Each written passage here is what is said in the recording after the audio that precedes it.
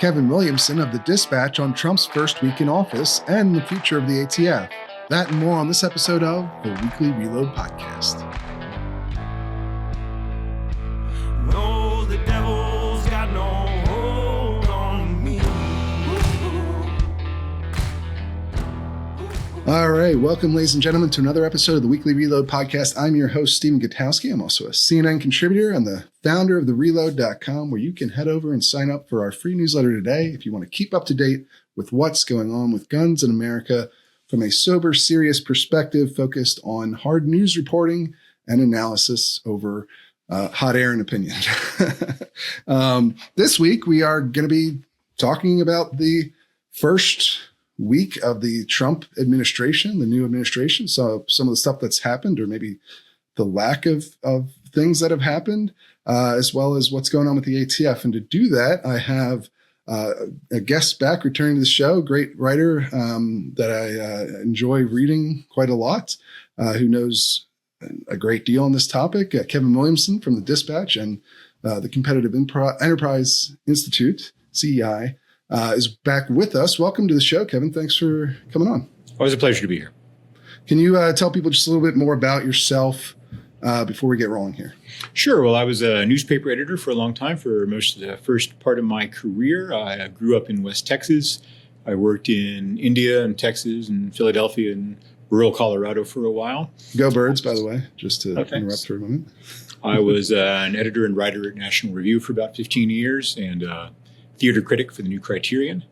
And I'm probably one of the few people where there's a big overlap between theater critics and gun enthusiasts, but I'm that guy. I'm right. It's like you and Sonny Bunch, probably. Yeah, Sonny Bunch. That's probably a good one. Yeah. And anyway, and I currently work for the Dispatch, which is a relatively new center-right publication started by Jonah Goldberg and Steve Hayes and some of those folks. And I'm a writer in residence at the Competitive Enterprise Institute, where we work on regulatory issues. And I've just recently done a big piece for them. I guess it was a 6-part series on the ATF and its role as a regulator and raising some questions about whether it's the most appropriate one. And I also love to shoot, and I hunt some and that stuff. So I live kind of out in the country, so I get a chance to shoot a lot. And that's me. Yeah. And we will be getting into a little bit of that series you did on the ATF here as well, and maybe sooner than later, because I guess the big jumping off point for us this week is, the new Trump administration came in. The president announced 33 executive orders on day one, right? Which is pretty abnormal. That's a lot for the first day. He's obviously intending to make a big splash, throw his weight around, make a statement kind of thing. And they also published a literal priorities list on the White House website.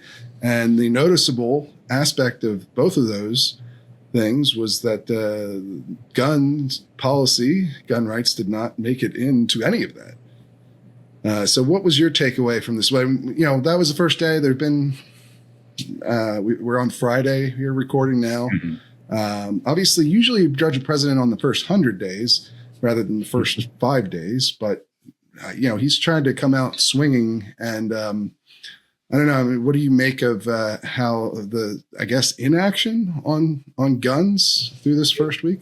Trump's always a special case, I suppose, so he always has to be kind of judged on his own terms.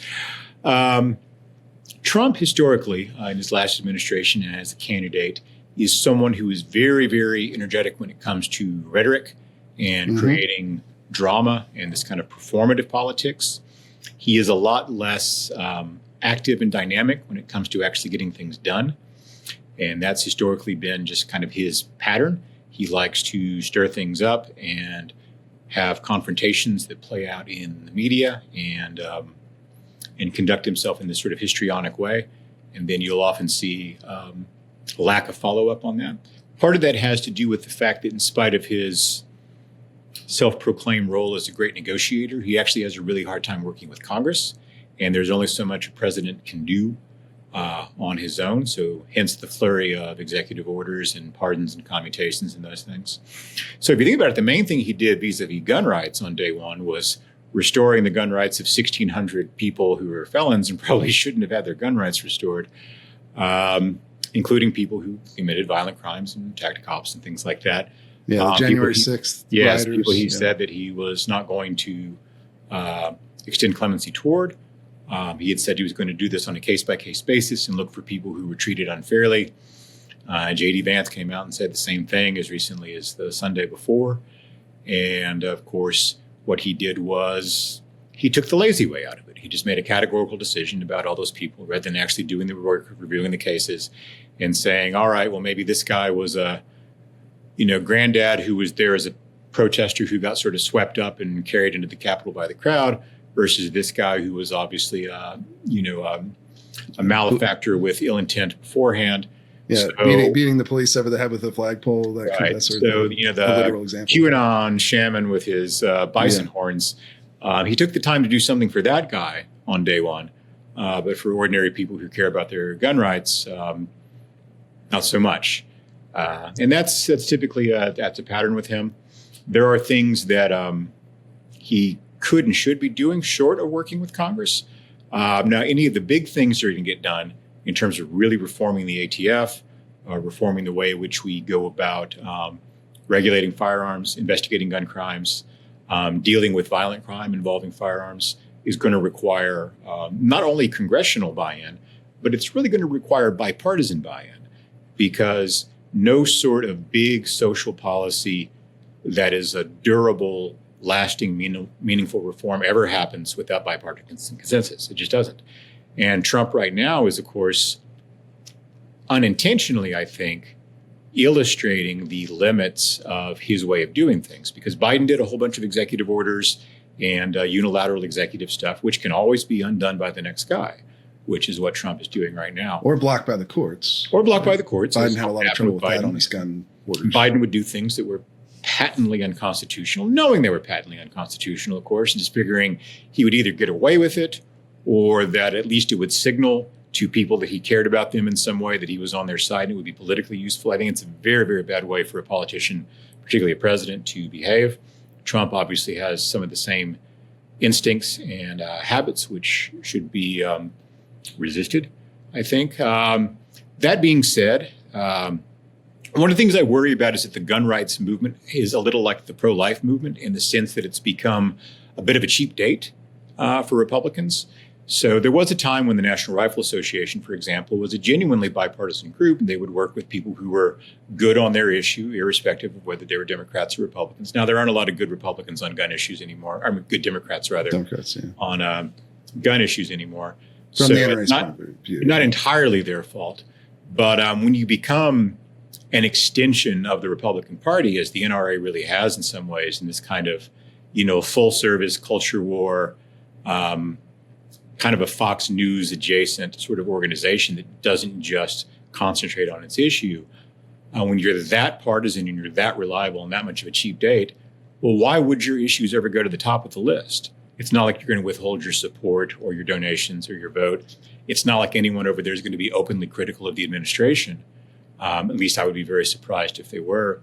So the gun rights movement, I think, requires either a National Rifle Association or another organization that will be less reflexively Republican and more open to being critical of Republicans in power when they deserve it, and more focused on their issue. I mean, really the main problem with the NRA is that they just care about too many different things right now, including sort of building media careers for people who work at the NRA, which is kind of a bad phase they went through there for a while, although I guess they're sort of maybe sorting out of that. But yeah, I wouldn't expect the administration to move very quickly on very much having to do with gun rights, for one thing, because there's not much they can do unilaterally, but secondly, just because gun rights advocates are low on their priority list right now. Yeah, that's been my main takeaway from this first week, and really for, I don't know, the whole 2024 campaign, the nominations that Trump has made, like Pam Bondi, is a pretty clear indication of this being down the priority list. Not necessarily that these things mean Trump is going to, pursue gun restrictions, though he has talked about doing it in the past. But this stuff is seems to be more of a signal about where the priorities lie. I mean, they did, again, they put out a literal priority list that just doesn't have the Second Amendment or gun rights on there at all. Yeah. And that's the bigger takeaway to me than that we can guess exactly what he's going to do with the ATF or gun policy or the areas that he can have an impact. I don't know. From your point of view, the fact that he hasn't done it this week or whatever, do you think he's not going to try and roll back some of these rules that he made very, frankly, on the specific policy front, he made very few promises during the campaign. In fact, they stripped out all of the previous promises from the 2016 platform in the 2024 platform. And it's much more, as you said, rhetorically, he's very generically pro-gun, talking about how much he values the Second Amendment and they'll protect it. And he'll say very strong but very generic promises. And then when it gets to actual specific policy, he's a lot less prolific in talking about that. And the only thing he really did, in my estimation at least, is he has promised to sign some legislation like the national reciprocity, but he's said this once or twice over the course of his political career now. Whereas he made specific promises to the NRA at the speech he gave in February 2024, but they were pretty much all about rolling back what Biden has done. It seems like maybe we should still expect that, even though it hasn't happened yet. What are you feeling? Yeah, that seems likely. He's going to want to undo pretty much everything that Biden did through unilateral executive power, to the extent that he can. One of the things, and it's a strange thing to say about someone who is now starting his second term as president of the United States of America, but one has to make some allowances for the fact that Trump is new at this. He is not someone who has a lifelong interest in gun rights. As you alluded to earlier, for a long time, he was someone on the other side of the issue, functionally, in the same way that he was someone who was on the pro-choice side of the abortion debate for a long time, and on the opposite side of a lot of issues from where he's landed when he decided he needed the Republican Party as a vehicle for his personal ambitions. So Trump's commitment to gun rights is, I think, questionable, and it's certainly transactional, I think, is a fair way to put it. But another thing to keep in mind, though, is that his knowledge of the issue is not very great. He is not someone who has spent a lot of time thinking about this stuff. Gun rights for him is just one more interest group demanding his attention and his favor. And gun advocates have generally supported him pretty consistently and pretty vigorously, so he's going to pay attention to that. And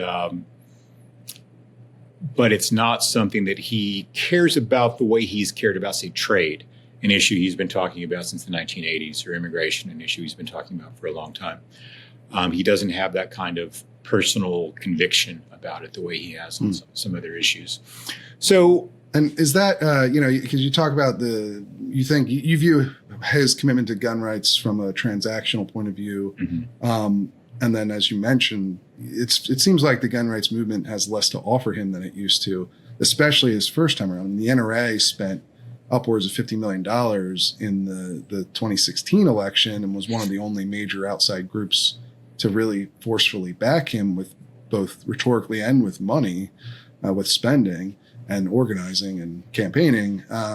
But certainly that aspect of what they've been able to do for Trump really waned the last 8 years, right? Yeah. So do you think that's at play here? Why this is not coming up on the priority list? Why, we don't see a big gun, even something fairly symbolic that might not hold up in court? I mean, like you mentioned, a lot of the Biden stuff was questionable from day one, that it would hold up in court when he went and did it, but he did it because he wanted to show favor to the gun control groups that were backing him. And same for the White House Office of Gun Violence Prevention. That was mainly a symbolic thing to the gun control groups that had backed him. But we're not seeing so far something like that. I mean, we're not even sure what's going on with the White House, that office. Yeah. The website doesn't work anymore, but no one said anything from the administration about whether they actually shut it down or if that's a glitch or we don't know. Well, we don't even know who's in charge of it, the ATF right now. So it's right. It's a lot going on. I think that for some people, gun rights has really been subsumed into the broader kind of culture war stuff. So they're satisfied simply by having a president who says, I'm on your side and I'm not on the other side and I don't like these people. And that's all they want. Now, there are other people who have a more detailed policy agenda.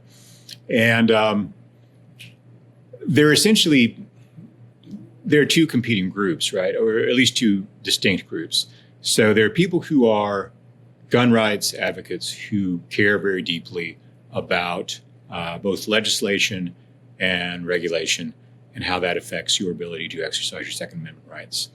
There's also the industry, the manufacturers, importers, and retailers of firearms. And they generally, of course, support gun rights as well, too. But they also have a very strong interest in having a stable policy environment. They want to be able to predict what their business environment is going to look like going forward. So if you take something like, the old arm brace issue that came and went and came and went and came and went, a lot of these companies, if you talk to their executives, and I've spoken to a lot of people about this, they would have been okay with a decision either way. But what they wanted was the thing sorted out.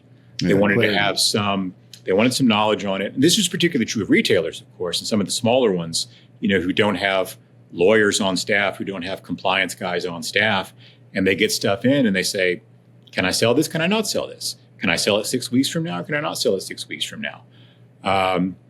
There are gun shops that are passing up business, in terms of doing work on firearms, modifications, things like that, but also just in terms of what they sell because of regulatory uncertainty and because they don't want to get themselves into a position where they're even close to having to think about, can I do this or can I not do this? Because they're gun guys and businessmen and retailers, and they're not lawyers and regulatory analysts, and they don't have people on their staff to do that for them because they're not the National Shooting Sports Federation. They're, Bob, who's got a gun shop in Kentucky. And it's a different sort of, business environment. He just wants to know what he can do and what he can't do. Right. And so you, I guess, the question here, going back to something you mentioned a moment ago, like the ATF, right, which you just did a series on, and I want to get to that. But first, you mentioned that we don't have any clarity on who's even running the ATF today. Like there's a lot of asks out there in the gun rights community around specifically the ATF, right? Some people want to see it dissolved. Some people want to see kind of a flashy appointment of somebody like a popular gun tuber or, Brandon Herrera, Blake Masters, a more ideological but pro-gun head, sort of the opposite of what Biden did. And then there's others who want to have, somebody like an administrative law expert put into that position and, try and reform the agency from within, with more expert eye on with knowledge of how it works in practice. And then there's some people, it seems there was some reporting, I haven't independently verified this, but the New York Times reported that Pam Bondi, for instance, Trump's attorney general pick, who seems like she's going to sail through to be confirmed, reportedly wants a more just traditional law enforcement official pick, somebody like a career ATF official. That's how the agency has mostly been run since we got into the period where directors were supposed to be Senate confirmed. And so right now, with Dettelbach having resigned ahead of Trump, then to be fair to, I've mentioned this on the other show, to be fair to Donald Trump, in this regard, one of the things he promised to do was fire Stephen Dettelbach, the ATF director. And he may well have had an executive order written up to do that on day one, but he couldn't do it because Dettelbach resigned ahead of him coming in. So, we don't know for sure. The administration is not, talking about why they aren't doing certain things. They're obviously focused on talking about why they have done lots of other stuff. But, Marvin Richardson now appears to be back in charge of the ATF. He was the acting director at the beginning of the Biden administration that kind of got pretty rudely pushed aside for the more political nominees that Biden wanted to get through. And he was demoted at one point even, and now he's back. He's technically the acting deputy director, but there's nobody above him in the agency leadership pyramid at this point. But the ATF isn't talking, the administration isn't talking about any of this stuff. So there's a lot of uncertainty around it. And I'm interested in both what do you think Trump is going to do with this position? And what do you think he should do, I guess, from your point of view? What would you like to see him do? Well, and that really raises the issue, and not to hijack stuff to talk about the series, but this was kind of the question that I wanted to get into when I first started looking at doing this piece. Sorry, my lights just went off in here because I'm sitting too still. The motion detector. Either that or I just had a stroke, one or the other. But so the ATF is a weird agency, right? Because we have some legit issues related to firearms and violence in the United States. We have much higher violent crime than most other countries, rich countries like ours do. Guns, both guns and without guns, right? Yeah, so I mean, much higher rates of non-gun crime too. Yeah. So guns are a part of that to the extent that violent crime in the United States has a different character than it does in, say, Japan, where it's very, very hard to get a gun. Sure. Irrespective of what you think about gun rights, those are just the facts, right? But it has to do with, we've got these issues related to mental health in public places and, psychiatric deinstitutionalization, which has been a thing for years and years and years, where we just don't deal with sort of lawlessness on our streets. We've got issues related to organized crime and to kind of non-organized career criminals, people who commit the vast majority of violent crimes in the country. And we've got other issues related to other contributors to that kind of violent crime in the United States. And our main thing we've been trying to do is deal with this through an agency whose main task is regulating sporting goods stores and regulating a handful of small to medium-sized manufacturing companies. The link between the one and the other, of course, is just not very strong. The whole premise of our model of regulation is that we can deal with these things by dealing with the point of sale at licensed firearms dealers, which is where the vast majority of ATF's effort is focused. And this has very, very little intersection with violent crime in the United States. As you know, most people who commit violent crimes with firearms do not buy them from stores because they can't, because they're already criminals who are disbarred from buying firearms for one reason or another. The last time I checked, and these numbers are maybe 3 or 4 years old, of the people currently incarcerated for crimes in the United States, the ones who had a firearm on them at the time of their crime, which is only about half of criminals to start with who are incarcerated, the number who got that firearm from a retail source is like 2.5% or something like that. It's a very, very low number. So the whole and a lot of those crimes are also felon in possession crimes, not even necessarily connected to a specific separate crime. Sure. Well, I'm not talking just about gun crimes. I'm talking about just crimes in general, people who had a firearm on them at the time of their crime. So some of those may be felon in possession. Some of them may be armed robbery. Some of them may be something that didn't have anything to do with the gun at all, but they just happened to have a firearm on them when they committed the crime. Right, exactly. Yeah. So, the notion that by leaning on Dick's Sporting Goods just a little harder, that we're going to get crime down in places like Philadelphia and St. Louis and these other American cities that have enormous crime problems. And some rural areas, of course, have very serious crime problems as well. Just doesn't make any sense. So what the administration needs to do before it can even begin to enact some sort of ATF reform agenda is answer that question that I've been trying to get to, which is, why do we do it this way? Why do we have someone who's basically a business regulator also doing organized crime, or an organization that really is going to be focused on organized crime, but also as a regulator of sporting goods stores? It's a kind of, it's a split personality that doesn't make a lot of sense. So you need to figure out what it is you want the ATF to do. And to figure that out, you have to really take it even a step back further from there and say, what should be the goal of our regulation of firearms at the federal level? I think this is a question that could be devolved in part. I think that state and local authorities are almost certainly better positioned in the long term to be the lead regulators on this than the federal government is. The federal government sort of fell into it because it's partly because it's a relic of the progressive era, which had a lot to do with the centralization of power in the federal government, and also because we use federal taxes as a pretext for the regulatory effort. As you know, if you're getting certain kinds of firearms yourself, the certificate that you need is a tax stamp which again just goes back to another early administrations trying to make end runs around what their actual constitutional powers are. Right. I think that because the NFA is a tax. The National Firearms Act is taxing. I depart with some more orthodox gun rights advocates in this much, that I think there's a real good case to be made for having a good deal of variety in how firearms are regulated. I take the First Amendment as a point of comparison on this. So First Amendment rights are First Amendment rights. You have a First Amendment right to free speech wherever you are in the United States of America. That's bedrock constitutional stuff. But the rules for organizing a parade or a rally or a public event in Manhattan are different from what they are in rural Wyoming. And there's a good reason for that. Now, we don't say that one of these models of regulating public events is consistent with the First Amendment and the other one isn't. They're both consistent with the First Amendment. One's more restrictive than the other. There's a good case for having a more restrictive version in Midtown Manhattan than there is for rural Wyoming. And I think it would be a perfectly sensible thing to have appreciably different regulatory regimes, not only for purchasing, but also particularly for carrying firearms in different states and even down to the municipal level.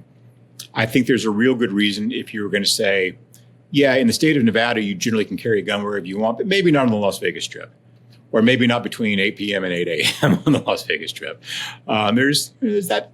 I don't think that would be an unreasonable model of regulation. Now, it may not actually be that effective, because we've seen places like Florida move to so-called constitutional carry with essentially no effect on gun crime. So I'm not sure that kind of regulatory thing actually ends up mattering very much when it comes to violent crime. But as a matter of principle, there's room, I think, for some variety there.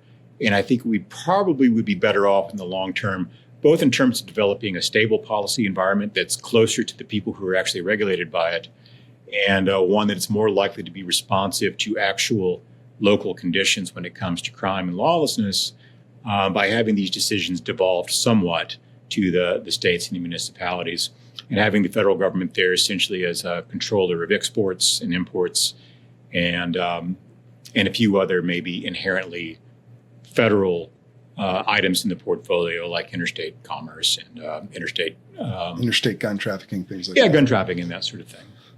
That's interesting. But so, and that's obviously a pretty big picture look at what you think would make sense for ATF reform. I imagine a lot of that stuff is going to require Congress to buy in and change the laws.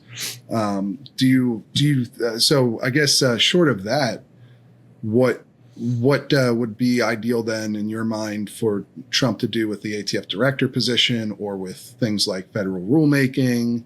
Obviously Biden tried to do that really to very little effect, because most of his rules were blocked by the courts to this point, and Trump is likely to go through the process of rolling them back. But, maybe there's other things that you could do through rulemaking or through policy setting at the ATF.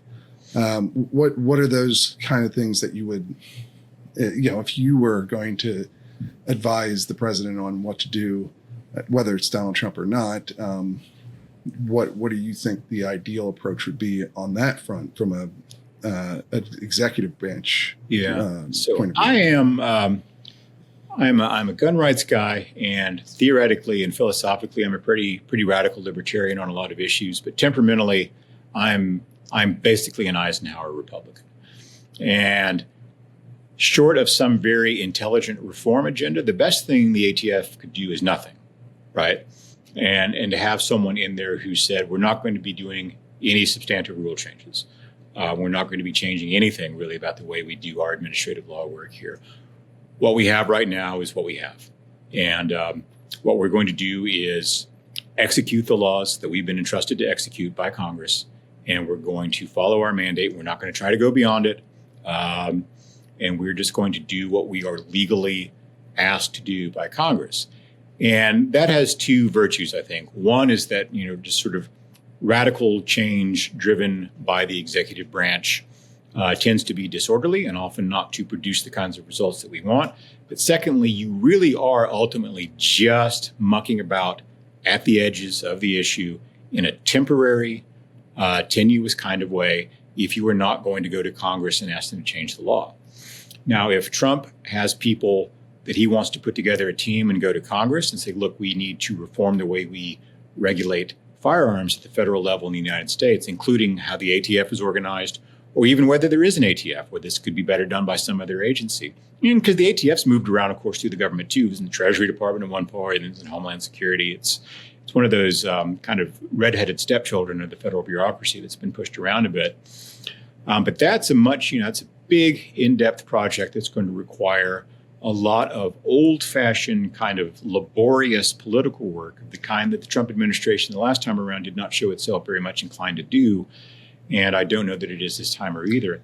Yeah. So it wouldn't be terrible if they would pick a good, smart senator and say, this is going to be our guy on this issue, and we want him to put together a bipartisan gun reform bill that would address some of the questions about why the ATF is the way it is. It is a bit of a problematic agency, I think, from a lot of people's point of view.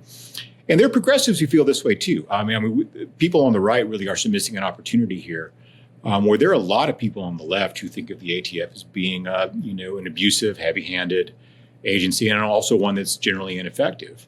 And I think that there's some opportunities to maybe work with some of those people, too, and produce something that would be a little more of a sensible bipartisan piece of legislation. But I don't expect it to happen. Yeah. So given that that's what you think would be ideal, I guess now what do you expect will actually happen? Do you have any idea? I mean, it's hard to say, right? Trump has not tipped his hand on this very much at all, or even shown that he's really thought much on it. Yeah. I would expect the administration to put someone in charge at ATF who's going to make a lot of bombastic speeches, and who is going to pick a couple of highly emotional, symbolic fights that will play out on social media and not have a lot of effect about how this stuff is done in the long term. That's what I expect the administration will do. Because do you think he's actually going to try to get a confirmed director in there then? Well, he does love having those acting directors, and because it does cost political capital to try and do that, regardless of who president is or who you pick, right? Yeah, that's what we've seen. Yeah, there is that. I think that there's enough political juice in the gun issue that he might want to avail himself of whatever kind of benefits there are to be had of some cultural confrontations there. But in terms of a large, meaningful regulatory and legislative reform agenda, I think if they had one, we would have seen it already. I remember the last Trump administration where they were 3 weeks away from unveiling their healthcare program for 4 years. Well, he says he's got a concept of a plan still. Yeah, concept all this time later. Yeah. I mean, look, he tried this the last time around, and I would categorize. He picked the former president of the FOP, Fraternal Order of Police. Chuck Canterbury, I think was his name, if I'm hopefully getting that correct. And he was sunk by Republicans. Ted Cruz was one of the people who was upset because the Fraternal Order of Police as an organization has supported stricter gun control in the past. And that kind of blew up the whole possibility of him becoming the director. So Trump lost that fight. He didn't try to put up another director after that. And it seemed, I would call that maybe more of a transactional pick and definitely more in the law enforcement, career law enforcement category of directors. So you kind of wonder if he's, what is he going to do this time? Obviously, we've heard a lot of rumors about, the guy who ran in Arizona, Blake Masters, who's, has a lot of backing from Peter Thiel, who has influence with the vice president, right? Pam Bondi again has said she wants somebody more of a career law enforcement official, according to the New York Times. They're reporting. I don't know. Trump was pretty happy with keeping acting directors in a lot of positions last time around to avoid these kind of political fights. His cabinet fights have gone. Considering I would say he's probably at the peak of his power right now, like he's more powerful within the Republican Party today than he has been at any other point, given that he just won the popular vote and came back from the nadir that he was at after January 6th. And, there's less criticism internally in the Republican Party. Some still exist, but there's less of it now than ever before. And he's still kind of having some struggles with these cabinet picks he's made. I don't know. Does he bother putting up a permanent director? I think he often, there's this old, the czar can do no wrong. It's always his advisors. He's being poorly advised. I don't think that's the case about Donald Trump, but I think he often is poorly advised. So in his first administration, there were hundreds and hundreds of positions that went unfilled. And a few of those were he preferred to have acting directors and acting people in positions because he didn't want to go through the confirmation process. But in a lot of them, they just didn't know what they were doing. They didn't know how to find people for it. They took, years to kind of figure out just the basics of how to put together an administration. Like their first 2 years were essentially lost. And now this time around, they've had more time to think about it, more time to plan, more people who are sort of policy entrepreneurs who think they can get something out of the administration, sort of taking some of that stuff off his plate and saying, look, we can think this through for you. Here's our ready-made policy for this, that, and the other. If something like that has happened with gun rights, it's been done very quietly because you haven't heard anything about it. And if anyone was going to hear anything about it, it would have been you. So that leads me to believe it just hasn't been something that's been real high on their agenda. And so not knowing what they want, they haven't put very much thought into recruiting the sort of person who can put that in place. There's also, they sometimes get this stuff backwards. Instead of saying, we need someone at ATF and who would be a good person to put in this role, they say, what can we do for Blake Masters, who's been a good soldier and supported us? Can we find a place for him? And yeah, they work that feels backwards. like the Canterbury pick. The first right. time They've got people they want to find jobs for rather than jobs they want to find people for. And when you start doing things that way, you often end up making some suboptimal appointments. So I don't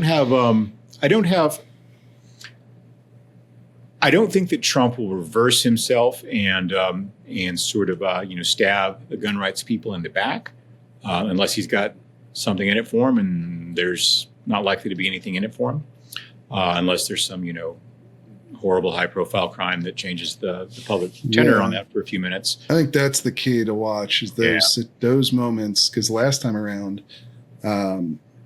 he seemed willing to go in on doing more gun restrictions, and maybe there was some soft power at play for sure. With the NRA had a much closer relationship with him back then, and he never, other than the bump stock ban, which did happen obviously, and has since been found unconstitutional, but also is a sort of restriction that doesn't impact your general gun voter, right? Yeah. It didn't lead to a lot of political consequences for him because I think you sort of articulated this earlier in the show, but you've got like gun owners, which is a huge swath of American public that's, includes a lot of people from a lot of different backgrounds and political persuasions and who have gun politics, maybe not anywhere near the top of their priority list for a lot of them. Then you have gun voters who have it as an issue, but mainly seem mostly concerned with not having what they want to do with their firearms restricted, right? Yeah. And that would be your base of gun, like the gun rights movement, your actual, rank and file people who go and consider this as part of their vote. And they are, like you said, I think fairly placated by Trump's rhetoric on this issue, and the fact that he hasn't done anything thus far that would actually impact the vast majority of them in their ability to buy guns, their own guns that they want. Because there weren't that many bump stocks out there. The guy with red, white, and blue God, guns, and Trump bumper sticker on his F-250, that guy does not know who the director of the ATF is and doesn't care. Right. He wants. And then you get into the lower level, the movement type, the activists, and that's where you start to get people who care about the bump stock ban. But also they look at the other side of the choice and see people who want to do even more than Donald Trump does. Yeah. And that's where it starts to not, maybe they're disabused of Donald Trump, but they're not going to hop on and vote for Kamala Harris necessarily. Not on this particular issue. Obviously there's lots of other stuff to consider with that choice, but at the end of the day, if Trump does, after one of these, major mass shootings, there's certainly a possibility that he could actually go through with pushing some sort of gun control. And in that moment, I think you don't know what's going to happen, right? I think the worst case scenario is Trump being, convinced by events and short-term politics to, re-embrace something like the so-called assault weapons ban, or something like that. There's reporting that he considered doing that after the El Paso shooting the first time around. He didn't make public statements to that effect, and I think there was, again, a soft power involved with the gun rights movement having more of a direct line to him in those days, especially the NRA in particular, with Wayne LaPierre and especially Chris Cox having a pretty close relationship with Donald Trump himself. And I don't know that still exists anymore for any of the gun rights groups. And that's where the concern comes. Because I think, I don't want to get too far down into speculation with all this stuff. Yeah. But one of the things, like we said earlier, I think you're more likely, this early stuff doesn't mean he's necessarily about to flip on his positions on gun restrictions. It's just showing you where the priorities are, and that gun. Yeah, he's just not thinking about it very much, I don't think. And Trump often has a tendency to put a lot of weight on the views of the last person he talked to. And so it really will matter a great deal, who has his ear inside the White House. And gun rights people should worry about that a little bit because, the current administration is going to be really very heavily dominated by, there's a dozen billionaires or something like that in position. Yeah. So these, kind of CEO type people who typically don't have very strong cultural ties to rural America or to the sort of cultural milieu where gun rights is a really lively and heartfelt issue. So, your kind of Palm Beach retired CEO types. Yeah, maybe they're, nominally on the right place on these issues. And I think you're seeing this in the administration revealing its character, that it's just not a big issue for them. It's not something that's really personally felt for them.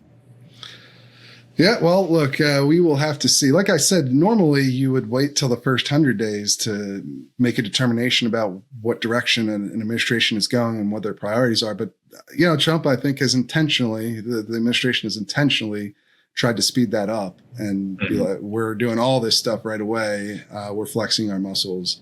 And I think it's fair to at least get you, on first glance here, maybe the first glance matters a little more than even some of these previous administrations because they're just putting so much emphasis on the. Well, we can always talk again in 96 days. Yes, and I think we should. I'd love to have you back on the show again real soon. If people want to read this series that you've done on the ATF, I'm going to ask Dispatch to see if they'll let us republish it. But that'd be great. Where can they find it today?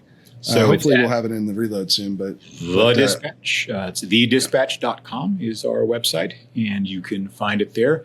There will probably be a link up at the Competitive Enterprise Institute at some point. I don't know that there's one there yet, but it's there's some good stuff in it. I had some long conversations with kind of on the ground people who run gun shops in small towns, and people at the national level who are working on the policy side and the industry side.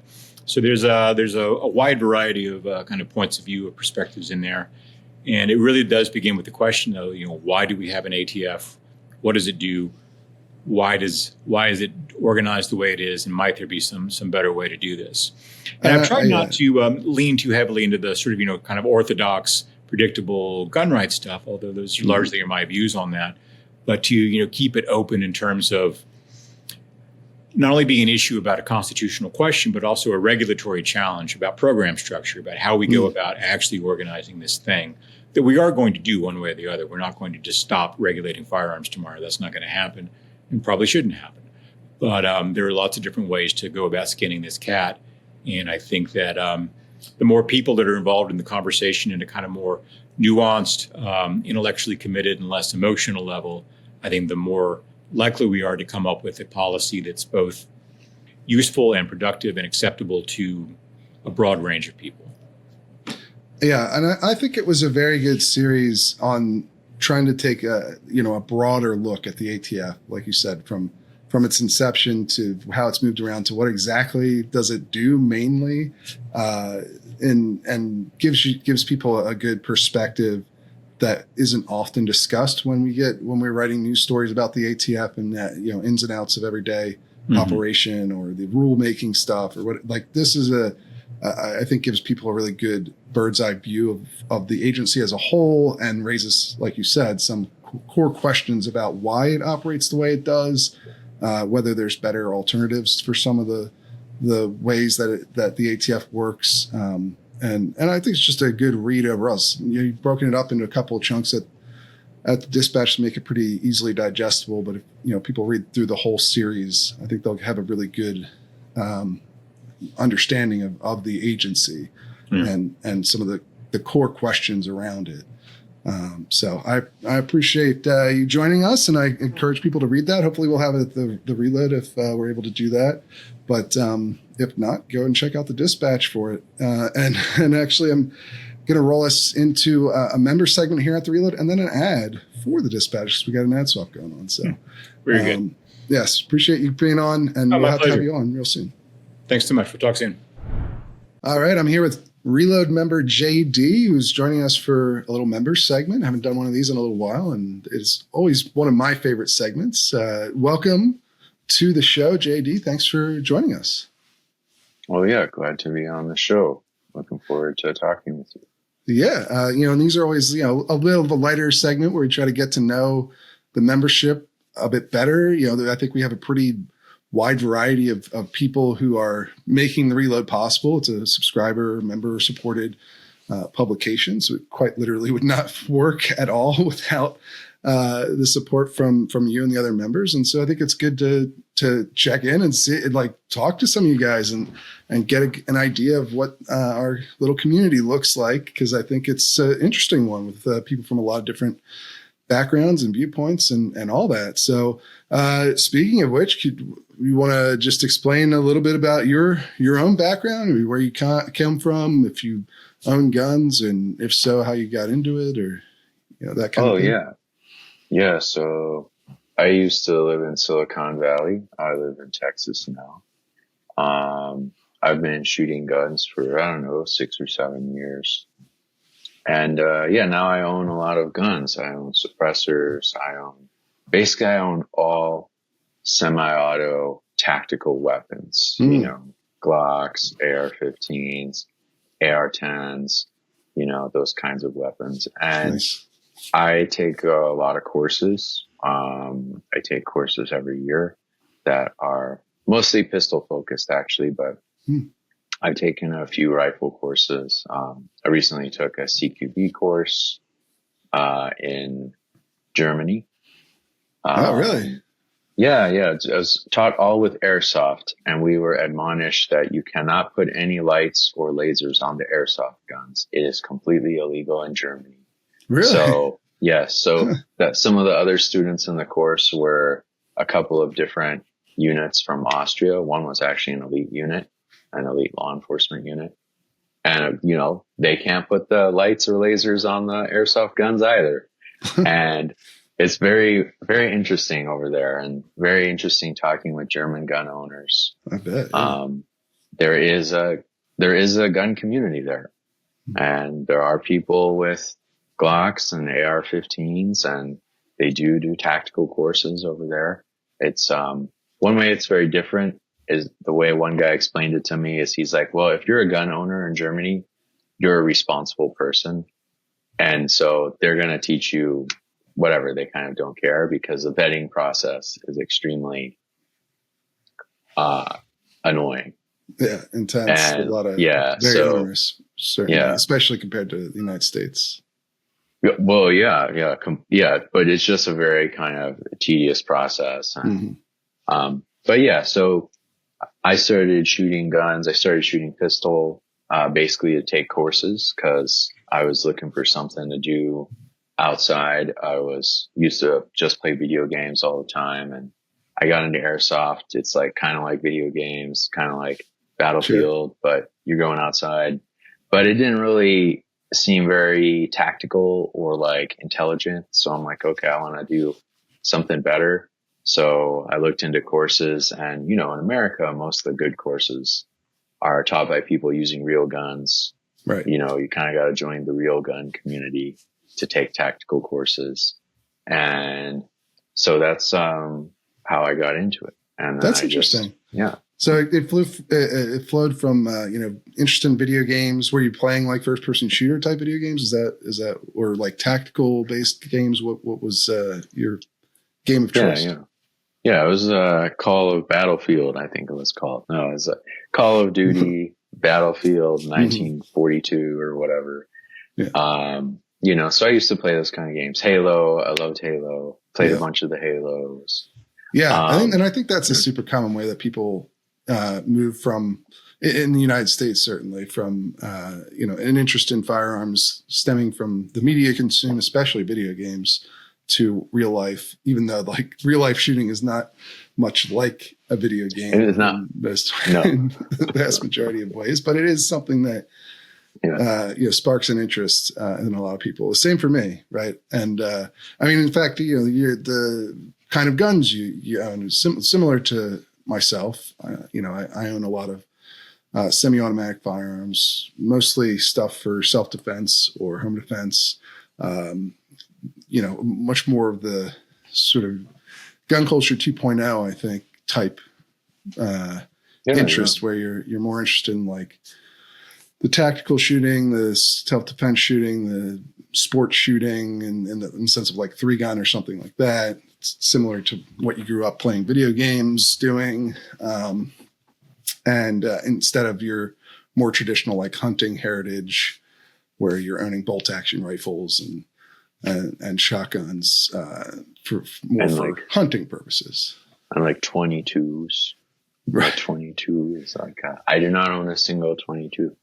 No, I have 9mm and 5.56. Well, and I have a 6.5.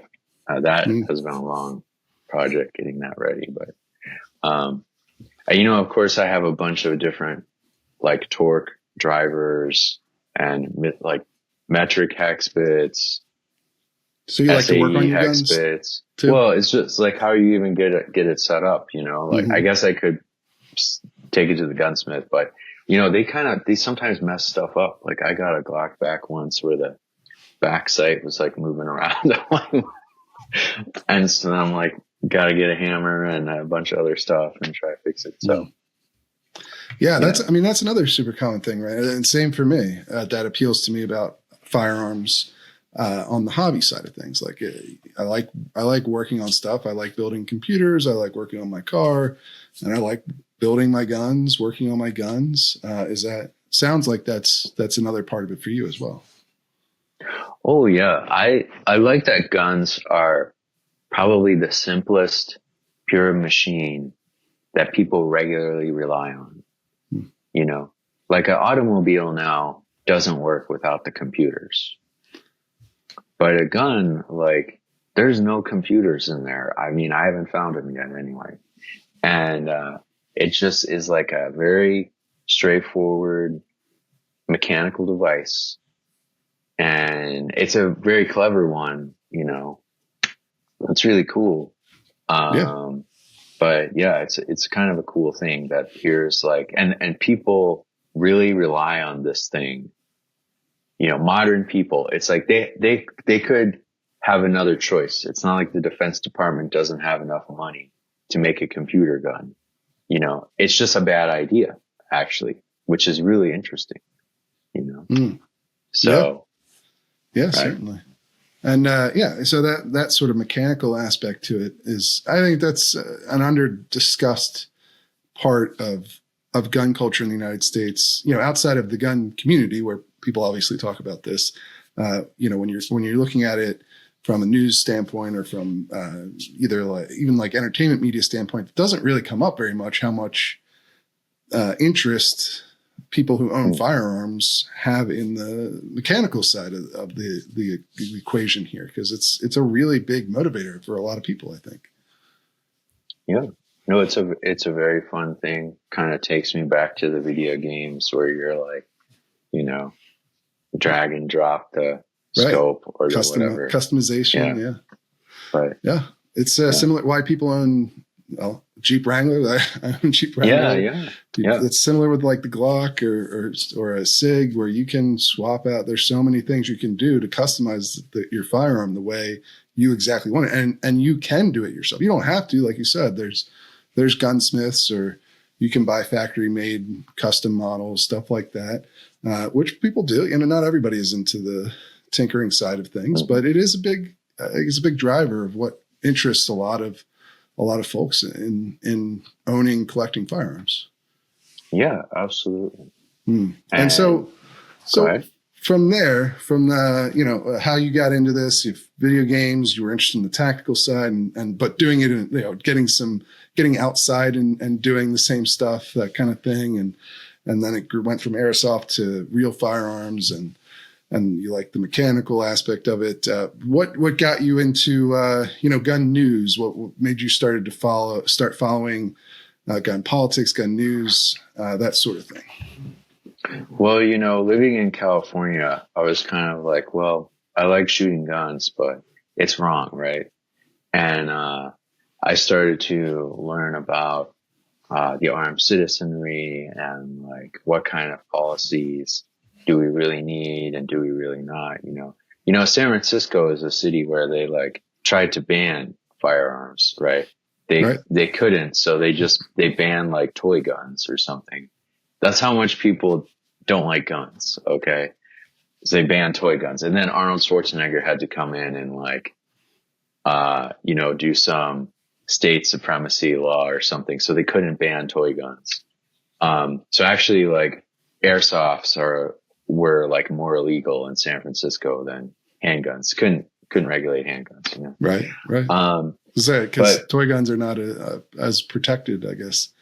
Exactly. But maybe they need to be, because they're an important part of being an armed citizen. You got to have your training tools, And so that I got interested in that question, in the policy question, and started to learn about the decentralized, model of society that prevailed in the early colonies. You could say I self-radicalized and didn't exactly become a libertarian, but started to have doubts about statism, and maybe the government shouldn't be able to tell us what kind of guns we own or what kind of cars we can own, or, many other things. So yeah, I read, So I read The Wealth of Nations and a bunch of like some of these older books. Political philosophy.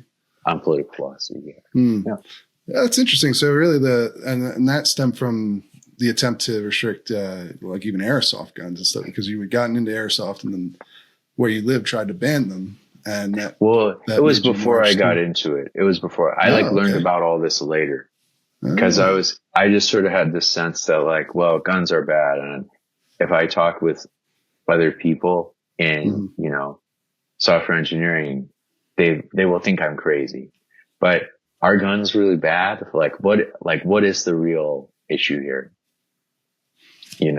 Should we ban all guns or not? I mean, I would prefer we don't, but if it's right, then it's right. It doesn't matter if I have this fun hobby. I mean, lots of people have fun hobbies that other people can't handle and, get themselves killed with somehow. So you got to have some rules about it, right?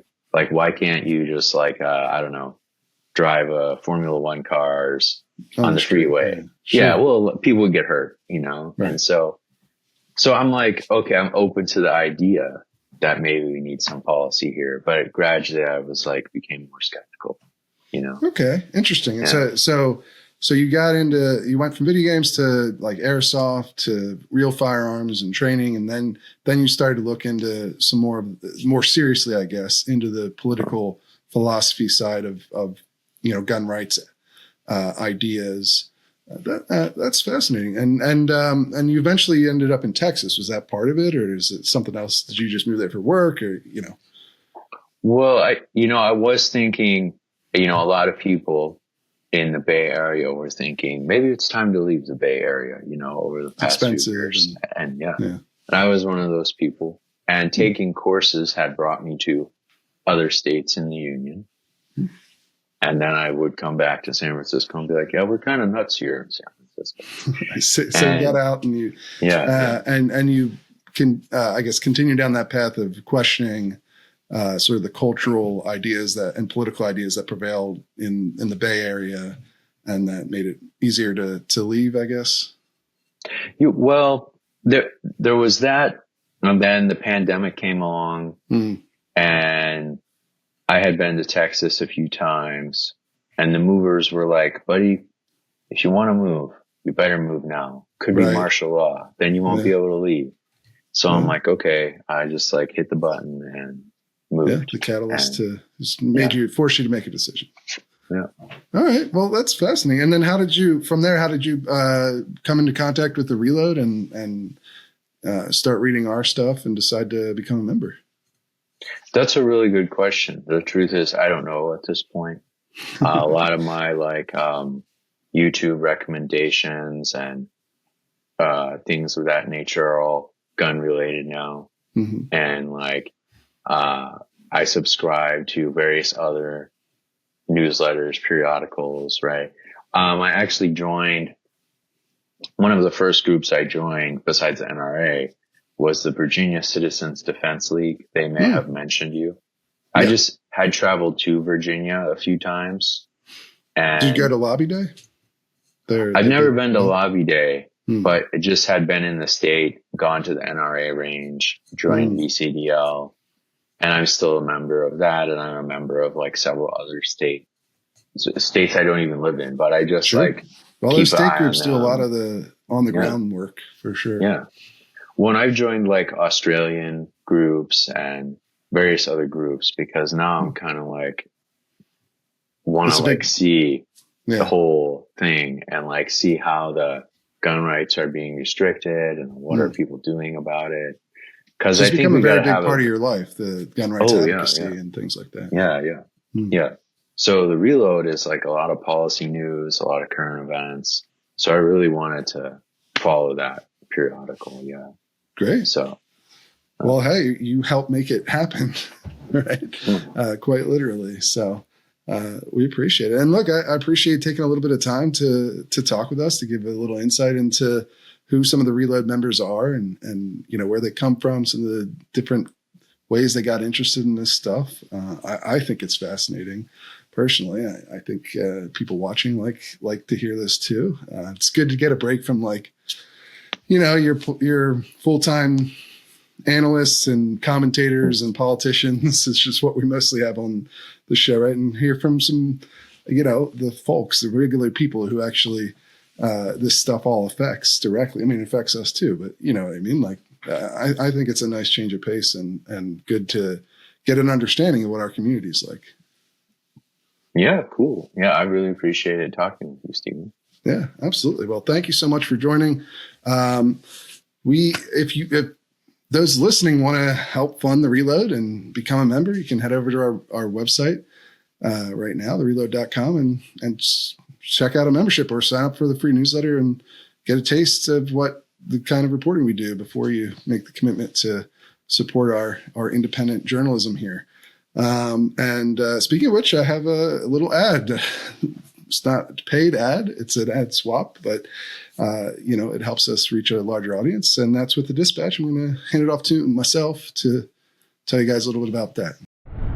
All right, folks, it's time to talk a little bit about the Dispatch, doing an ad swap here between the Reload and the Dispatch. And I think that's fitting because if you like what you're getting from the Reload in terms of high quality reporting that focuses on hard news, you'll probably like the Dispatch as well, because get this, they also focus on high quality reporting and hard news. Now they are a much broader publication than the Reload. We obviously focus on one specific area, whereas the Dispatch has a much larger team and is able to focus on a whole number of other issues, but still primarily in that national politics realm like we do here at the Reload. But they are one of my favorite publications. I am a paying member to the Dispatch. And so clearly I highly recommend it. I've been a paying member since they were founded, and I've never had reason to rethink that even once. So they are constantly breaking news stories. They They are sending you newsletters on whatever frequency you want. They have quite a variety of them over there. But, I subscribe, for instance, to the Morning Dispatch, and I get, I think, a very nice summary of what's really going on from a pretty sober perspective. That newsletter is hard news, and it's focused on it. And I think it's fantastic. But they also, of course, have some of the best commentators, in my personal opinion, over there as well. It was an outlet founded by Steve Hayes and Jonah Goldberg, two guys I've known for a long time. They've been on the Reloads podcast. Kevin Williamson as well has been on our podcast. So you've heard from these guys if you've been a Reload listener for a while here. And, I think you should check out the Dispatch if you haven't already. We have a free trial as well, 30-day free trial for Reload listeners if you want to go over and check out their paid offering, which I think is well worth the money. So I'd encourage you to do that. There's a link in the description of this podcast or on our website if you want to check it out. So head over to the Reload or to get that link, or head over to the Dispatch to see what they're all about. No, the devil's got no